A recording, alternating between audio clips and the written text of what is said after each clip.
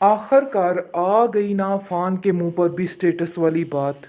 जो कि कल तक ये दूसरों को कह रहा था कि आखिर ये आप क्या बातें कर रहे हैं। आज ये कह रहा है अपनी बहन के लिए, क्योंकि जैसे ही ये फरी वाले लड़के का सारा पता करते हैं, उसका बैकग्राउंड, तो पता चलता है कि वो एक अच्छे ख़ानदान से नहीं, यानी कि मिडिल क्लास फैमिली है, जिसको सुनकर उसको काफ़ी ज़्यादा तकलीफ़ होती है। और आकर वो बिला झिझक और बेधड़क एनी से बात करता है और कहता है कि उनका स्टेटस हमारे स्टेटस से नहीं मिलता है। तो मुझे समझ नहीं आ रही कि आखिर ये रिश्ता कैसे चलेगा। जिस पर एनी कहती है कि आ गई ना वो ही बात, आज आपने भी अपनी मम्मी जी वाली बात कर ही दी है।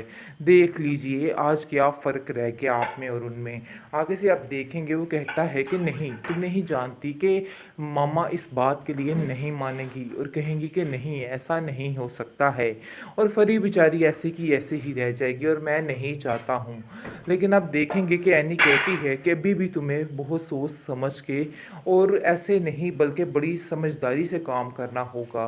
और बेहतर यही है कि दुर्दाना खाला को और आयमा को इस चीज़ से दूर रखना, क्योंकि वो लोग कभी भी ये काम नहीं होने देंगे। उन लोगों को यही मसला है कि किसी का कोई काम हो रहा है तो उसके अंदर उन्होंने टांग अटकानी है और काम ख़राब करना है। बहरहाल यही उनका असूल है, तो यही उनके सारे फैसले। खैर आप देखेंगे कि आयमा जो है वो कहती है कि मुझे ऐसा लग रहा है कि फरी कुछ ज़्यादा ही एनी के करीब होने की कोशिश कर रही है। आखिर क्या माजरा है, क्योंकि अब फरी को भी लालच पड़ चुका है और वो भी उसके पास तरले कराती आएगी और कहेगी कि आप लोग ही मम्मी जी से बात कीजिए।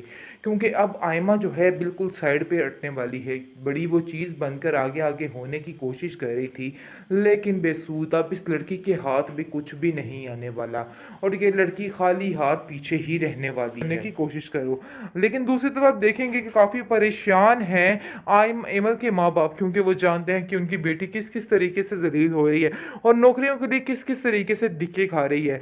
ये चीज़ उनको बिल्कुल भी बर्दाश्त नहीं हो रही है। इसलिए आप देखेंगे वो एनी से कहते हैं कि एनी तुम ही कुछ करो और इन सब चीज़ों का हल ढूंढो, क्योंकि मुझे नहीं लगता कि कुछ ठीक होने वाला है। वो बहुत परेशान है और इसको हम ऐसे रोते रुलाते चीखते चिल्लाते नहीं देख सकते हैं। इसलिए वो उनकरीब बहुत जल्द पागल हो जाएगी। तो मैं फाखरा से बात करनी होगी ताकि वो इन चीज़ों को संभाल ले, और वरना ऐसे तो ज़िंदगी बहुत मुश्किल हो जाएगी। बस मैं तुम्हें यही कहना चाह रहा हूँ कि अब तुम्हें कुछ ना कुछ करना है अपनी बहन के लिए। लेकिन दूसरी तरफ फाखरा एक ही बात पर अटकी हुई है और कहती है कि बस ये बात तो तय है कि एमल इस घर में नहीं आएगी। बस मैंने जो फैसला करना था कर लिया, इसलिए एमल की इस घर में एंट्री बिल्कुल ममनू कर दी है और ये बात ज़हन नशीन कर लो। लेकिन जी इनकरीब आप देखेंगे जैसे जैसे आयमा का सारा बेस खुलता जाएगा तो एमल खुद ही इस घर में अपनी जगह बना लेगी, दोबारा से वही सिस्टम हो जाएगा। लेकिन फिलहाल आयमा पूरे तरीके से लूटने की कोशिश कर रही है। लेकिन दूसरी तरफ एमल भी बेचारी धिक्के खा रही है और तरह तरह की नौकरियां तलाश करने की कोशिश कर रही ताकि उसका गुजर बसर हो सके। लेकिन अब वो चाहती नहीं, वो चाहती है कि इन सिस्टम को ख़त्म कर दिया जाए।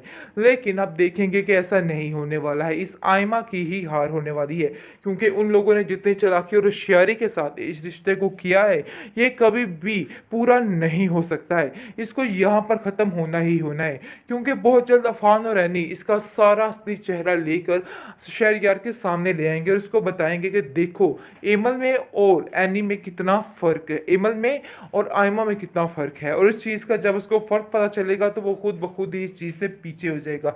वैसे एक बात है कि इस लड़की ने भी बहुत सी गलतियाँ की है, अब जिसका कुफारा इस लड़की को अदा करना पड़ रहा है। ड्रामा सीरियल बेरंग के इस एपिसोड में आप देखेंगे कि अब जाकर इस ड्रामे में ट्विस्ट आना शुरू हो चुका है, क्योंकि जिस तरीके से आयमा सारी कुछ अपनी यानी कि निकाल रही है, जो उसकी माँ उसको पटियां पढ़ा रही है कि इस तरीके से ये सारे पैसे निकलवाने की कोशिश करो, तो आगे से आयमा भी उसकी नक्शे कदम पर चल रही। लेकिन ये चीज़ बिल्कुल भी बर्दाश्त नहीं हो रही है शहरयार को। शहरयार कहता है कि आखिर आयमा तुम क्या कर रही हो, मुझे तो कुछ समझ नहीं आ रही, इतनी शॉपिंग आखिर कैसे को कर सकता है, तुम क्यों इतनी शुदाई हो इस गोल्ड की और इन चीज़ों की, मुझे तो समझ नहीं आ रही। अभी कुछ ही देर पहले तुम्हें इतना कुछ लेके दिया लेकिन फिर भी तुम्हारी नज़रें नहीं बढ़ रही। जिस पर आप देखेंगे कि आयमा शदीद गुस्से में आ जाती है, कहती है कि मुझे इमल मत समझिएगा, इसलिए जो मैं हूँ मुझको वैसे ही रहने दें और बेहतर यही है कि आप मेरी इन चीज़ों पर ध्यान ना दें बल्कि अपने भाई की तरफ ध्यान दें कि वो किस किस तरीके से एमल को लेकर एनी को लेकर उसको शॉपिंग करवाने की कोशिश कर रहा है। आपको हर चीज़ में यही नज़र आ रहा है। खैर अगर आप देखेंगे कि वो बुरे तरीके से शॉपिंग करने की कोशिश कर रही है, उसका पैसा असल में उसका मकसद ही ये है और वो चाहती ये है कि सिर्फ और सिर्फ पैसा अपनी मुट्ठी में कर ले और सब कुछ ठीक हो जाए, क्योंकि उसकी माँ ने उसको सिर्फ और सिर्फ एक ही बात इन सारी एपिसोड में बताई है कि बस तुमने पैसा हासिल करना है और पैसे को अपनी मुट्ठी में करना है, और उसके अलावा उसकी माँ ने उसको कुछ भी बताने की जहमत नहीं की है। लेकिन आप देखेंगे जी फाखरा जो है वो कहती है, क्योंकि वो एक चालाक होशियार और मक्कार औरत है, जिसको देखकर आप देखेंगे कहती है कि आखिर आयमा तुम इतनी शॉपिंग की क्या ज़रूरत पड़ गई थी। मुझे तो कुछ समझ ही नहीं आ रहा कि आखिर इतनी शॉपिंग करके तुम किधर जाना चाह रही हो, क्या करना चाह रही हो। देखो ऐसे एक बात बताऊं, इमल ने कभी इन सब चीज़ों के लिए तंग नहीं किया था, लेकिन तुम बहुत ज़्यादा तंग करने की कोशिश कर रही हो और बहुत ज़्यादा शहरयार का पैसा खा रही हो, बल्कि शहरयार का नहीं, ये पूरे घर का है। इसलिए ज़रा सोच समझ कर अपना हाथ जो है थोड़ा हल्का रखो, क्योंकि अगर तुम ऐसे करोगी तो मसला तुम्हारे लिए ही बनेगा। बेहतर यही है कि अपने आप को ठीक करने की कोशिश करो।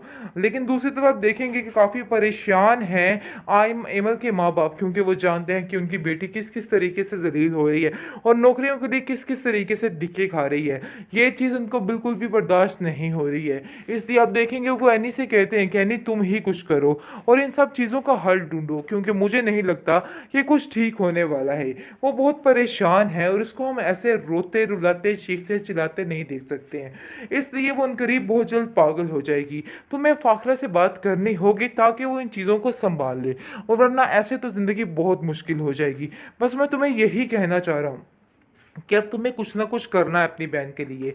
लेकिन दूसरी तरफ फाखरा एक ही बात पर अटकी हुई है और कहती है कि बस ये बात तो तय है कि एमल इस घर में नहीं आएगी, बस मैंने जो फैसला करना था कर लिया, इसलिए एमल की इस घर में एंट्री बिल्कुल ममनू कर दी है और ये बात ज़हन नशीन कर लो। लेकिन जी इन करीब आप देखेंगे जैसे जैसे आयमा का सारा बेस खुलता जाएगा तो एमल खुद ही इस घर में अपनी जगह बना लेगी, दोबारा से वही सिस्टम हो जाएगा।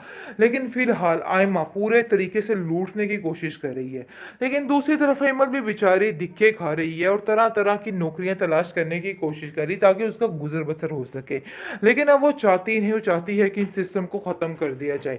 लेकिन अब देखेंगे कि ऐसा नहीं होने वाला है, इस आयमा की ही हार होने वाली है, क्योंकि उन लोगों ने जितनी चालाकी और होशियारी के साथ इस रिश्ते को किया है ये कभी भी पूरा नहीं हो सकता है। इसको यहाँ पर ख़त्म होना ही होना है, क्योंकि बहुत जल्द अफान और एनी इसका सारा असली चेहरा लेकर शहरयार के सामने ले आएंगे और उसको बताएंगे कि देखो एमल में और एनी में कितना फ़र्क है, एमल में और आयमा में कितना फ़र्क है। और इस चीज़ का जब उसको फ़र्क पता चलेगा तो वो खुद ब खुद ही इस चीज़ से पीछे हो जाएगा।